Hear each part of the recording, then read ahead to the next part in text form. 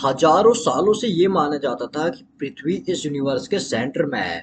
सूरज चांद जो है वो इस पृथ्वी का चक्कर लगाते हैं। लोग ये समझते थे कि हमारी पृथ्वी फ्लैट है, मतलब एक पॉइंट पे आकर के सरफेस खत्म हो जाएगा। बट इन सब चीजों को साइंस ने गलत प्रूफ कर दिया। ऐसे ही आज के समय काफी सारी ऐसी चीजें हैं जिसके बारे में साइंस के पास भी कोई ठोस सबूत नहीं है। तो हमारी पृथ्वी इकलौती ऐसी जगह नहीं है जहां पर कि लाइफ पॉसिबल है। पृथ्वी के बाहर भी लाइफ पॉसिबल है, क्योंकि हमारा यूनिवर्स कितना बड़ा है आप इसी बात से समझ सकते हैं कि हमारे सोलर सिस्टम के जैसे ही और कई सारे सोलर सिस्टम एग्जिस्ट करते हैं। हमारी ही गैलेक्सी में 200 से 400 बिलियन स्टार्स एग्जिस्ट करते हैं, और हर स्टार के पास अपना सोलर सिस्टम है।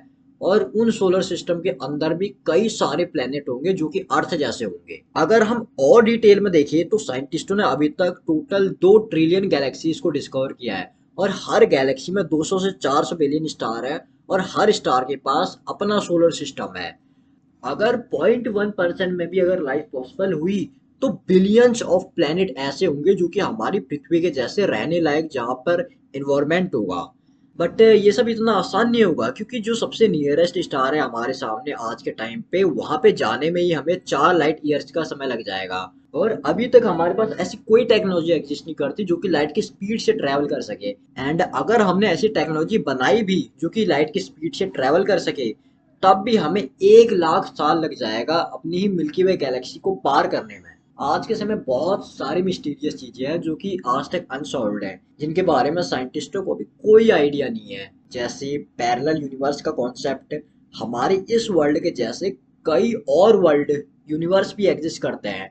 मतलब आपकी हर एक चॉइस एक नई यूनिवर्स क्रिएट करती है। जैसे आप यहाँ पर इस यूनिवर्स में वीडियो देख रहे हैं, किसी और यूनिवर्स में हो सकता है कि आप सो रहे हो, आप कहीं पे जॉब कर रहे हो। और जब भी हमें कभी डेजावू होता है तो शायद उसी पहले यूनिवर्स की याद होती है जहां हम वही मूवमेंट पहले जी चुके होते हैं। बस उस मेमोरी की एक झलक एक सेकंड के लिए हमारे रियलिटी से टकरा जाती है। तो पहले मैं जरा सा डेजावू को एक्सप्लेन कर देता हूँ थोड़ा सा। आपने भी कभी ना कभी महसूस किया होगा कि जब आप किसी नई जगह पर जाए या कोई इंसिडेंट हो आपके साथ, तो आपको ऐसा लगता है जैसे ये इंसिडेंट आपके साथ पहले भी हो चुका है, बट आपको याद नहीं आता कि ये आपने देखा कहाँ है। इसी चीज को साइकोलॉजी में डिजावू कहते हैं। बहुत से साइंटिस्टों का मानना है कि किसी और यूनिवर्स में हमारा एक वर्जन ये लाइफ जी चुका है।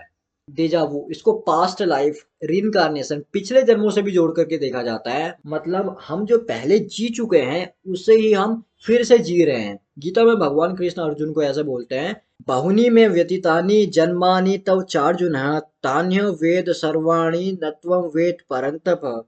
भगवान कृष्ण अर्जुन से कहते हैं कि मेरे और तेरे बीच बहुत से जन्म बीत चुके हैं।